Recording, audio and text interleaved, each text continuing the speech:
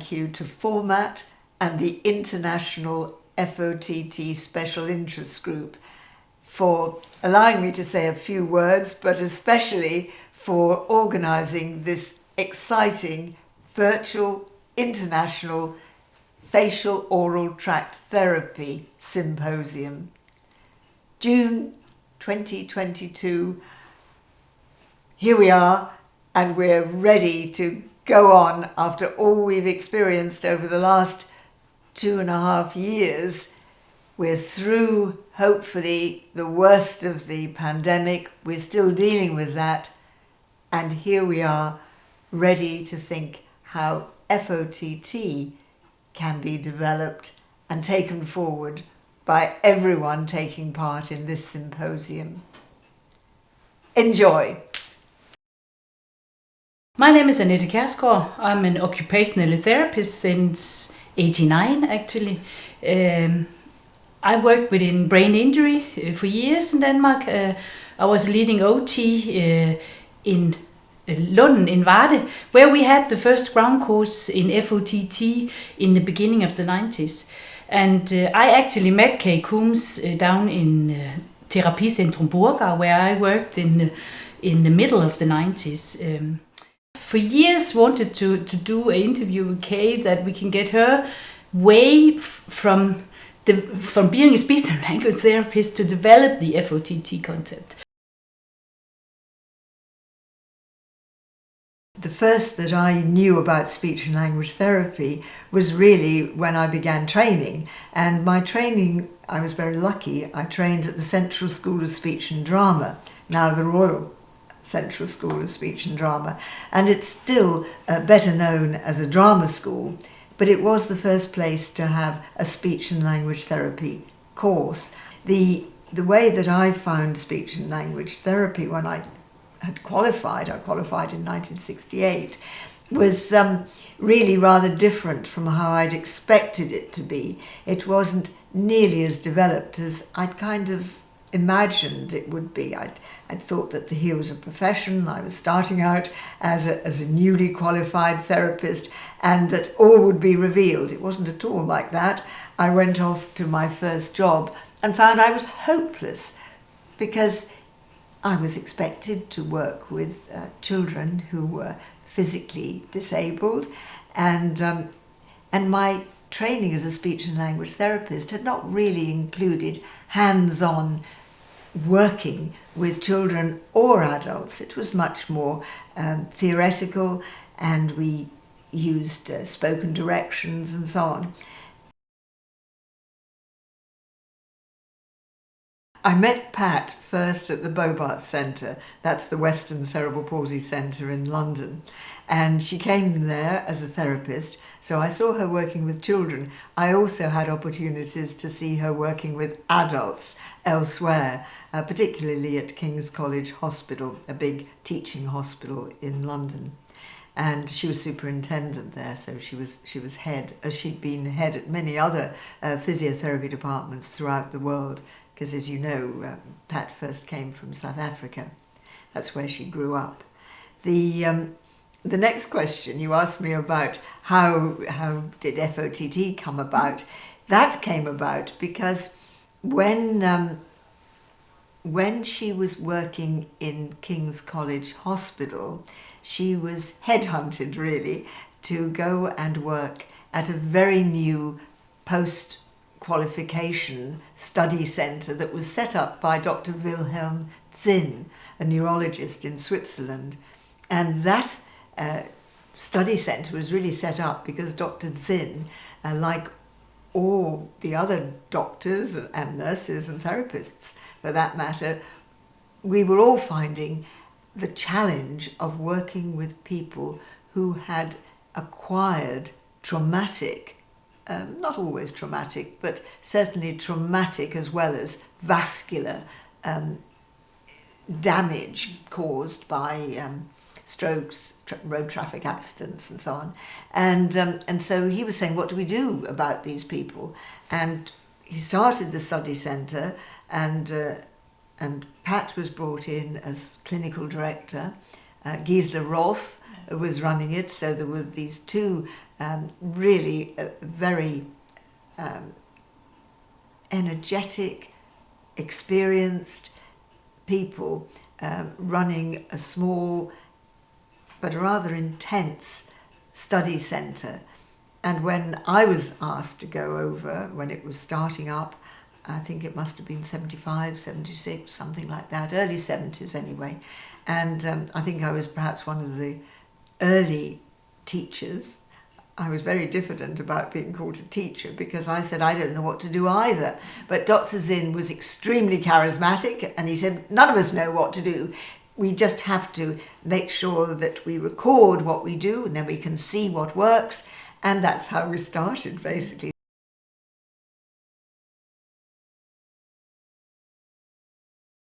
Absolutely. The centre for the study was down at the bottom of the mountain, and in true Swiss style, there was a neurological centre, a neurological hospital, Valence, at the top of the mountain. And so, yes, we worked with groups of colleagues in the study centre, and we saw patients who often came to the courses. We saw them as well at the top of the mountain.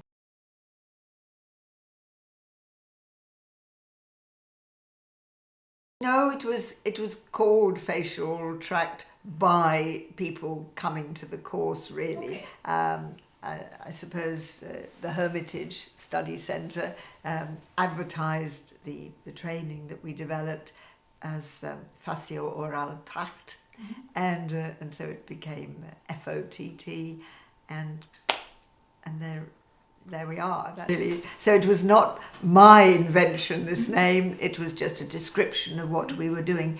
The tract was an important part, really, of the title, because that was meant to simply indicate that the whole was involved. So you had to take into account the postural background and the movement, not focus only in isolation on the mouth or the throat, but the whole of the person.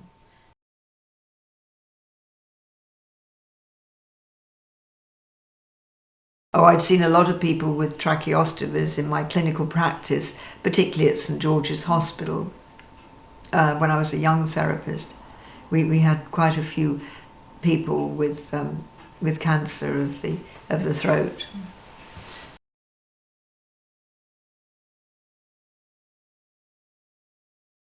Well, I think it was just realistic. We saw people with stoma, with tracheostomy and laryngectomy in my London work a lot.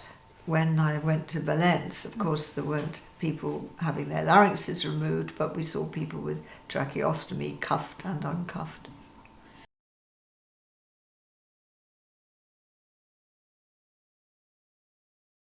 Well, I think that was because of Max Schuster, or I should say his daughter, Evie, because one of the people who came to Valence was Evie Schuster, and I know that you know Evie.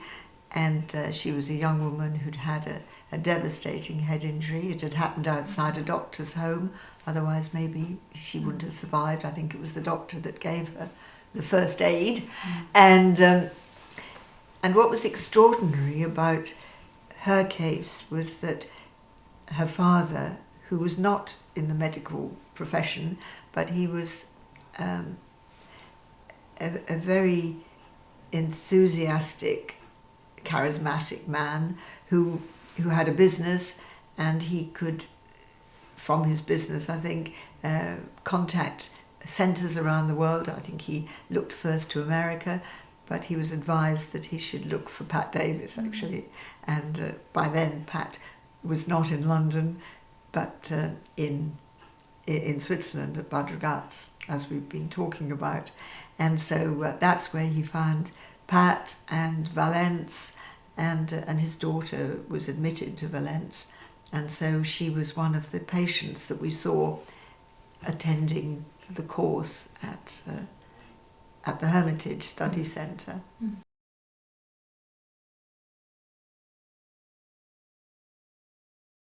Yes.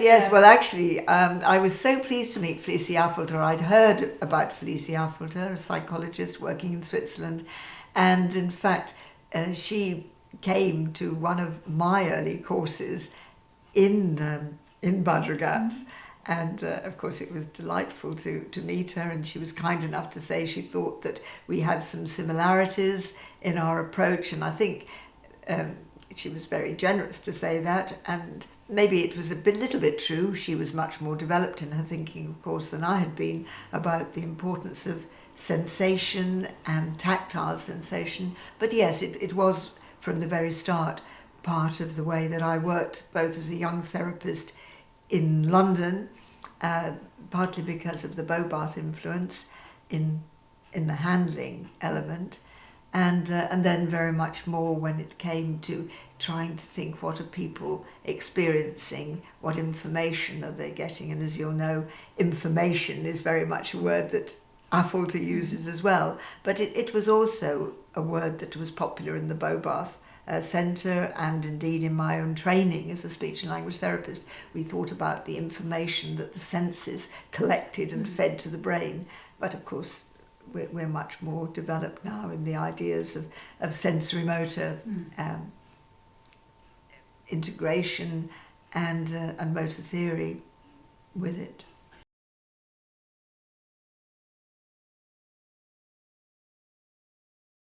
Yes, I think so. And Burgau, as we were mentioning, Evie and her father Max Schuster, and he said, you know, what about everyone who can't benefit from being able to be in contact with others around the world as he was able to do? And so he very soon wanted to establish a clinic where people could get the kind of help that his daughter had benefited from, and where people could go on and further develop, I think.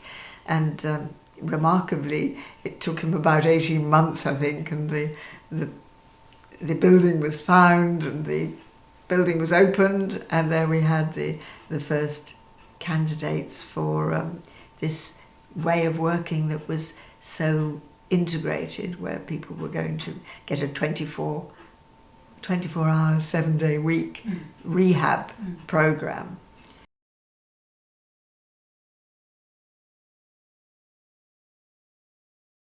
I dread to think. You'll have to ask them. They are very good at writing everything down. I know that in the early days when we were talking about how it might work, one of the elements that I thought was really important and said very loudly, I wasn't the only one, but I was very keen that we would have video recording, because I think part of the difficulty in our area of working is that we all do want a theory that works. We all do want to identify the principles that we're using, and we all use this word evidence.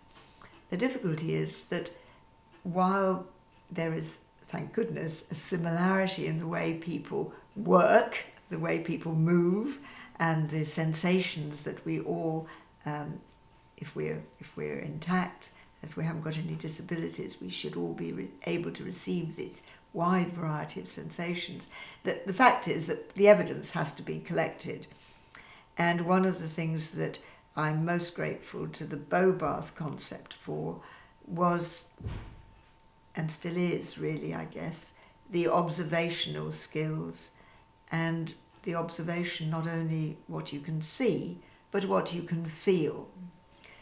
And while I'm aware of how theory has moved on, and how now Bobath is seen as rather vague, perhaps, and out of date, I think for me, and I must say for a lot of my colleagues, the emphasis on observing keenly and interpreting, but with an open mind, so that you didn't say, yes, it must be this. You know, when we become dogmatic, that is when there is danger that we miss things. So being open to ways of interpreting and to moving on, I think is very important. How does one properly attribute where you learn? You learn all the time, don't you? Yes, of course, Borgau was fantastic, and other places that were kind enough to be enthusiastic and want to join this more concentrated look at how we could all do better. Basel, wonderful. Kliniken Schmiede, and Denmark, and Japan, and Norway, Sweden.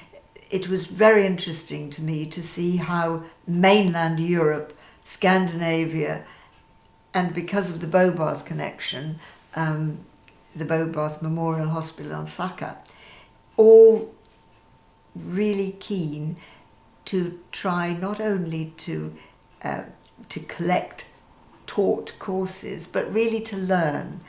And that is really important. I think as therapists, we are so often so pressed for time. Maybe that's one of the factors we should think about. But it's very tempting to think, oh yes, this is what I do, and I'll do it again because this patient seems to have more or less the same symptoms. But I think being aware that there is a different way of looking at things, that there are usually more than one way of interpreting what's going on. So the people who I really value, I have to say I've been very lucky. The people that I value so much and I'm so grateful to are people who've always questioned, and that's opened my eyes more and more, You never stop learning, do you? And from the moment that you see the patient, you have an idea from the way they appear, their posture, their movement, the questions that you ask yourself are pretty basic, aren't they, initially? They're really looking to see what this person can do. Our aim is always to enable people to do as much as possible, but it's the quality of the movement that we're looking at.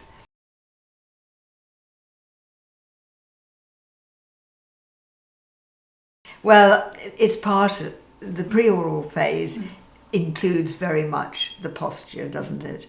And I think it's interesting you pick out the pre-oral phase.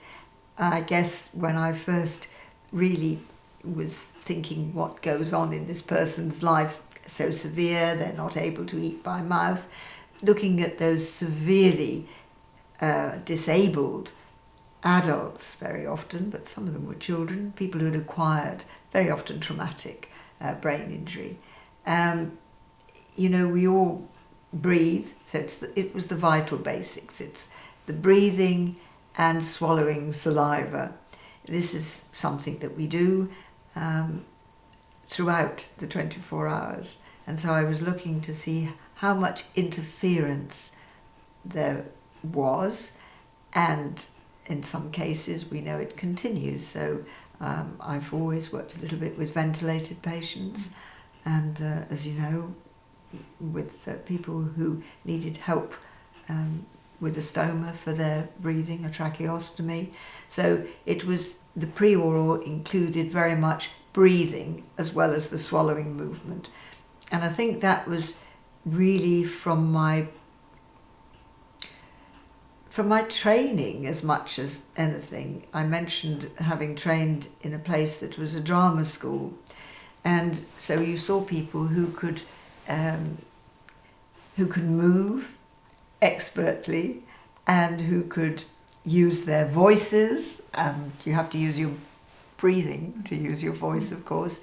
So I was always looking at those basics, really. So when you say pre-oral, the pre-oral stage of swallowing to me is a shorthand, really, for elements that are necessarily in there, and they are the coordination of breathing and swallowing, the interruption of breathing when we're swallowing. So we're looking at all of that, as well as this deglutition that sometimes can be taken out of context. I think the context is always very important.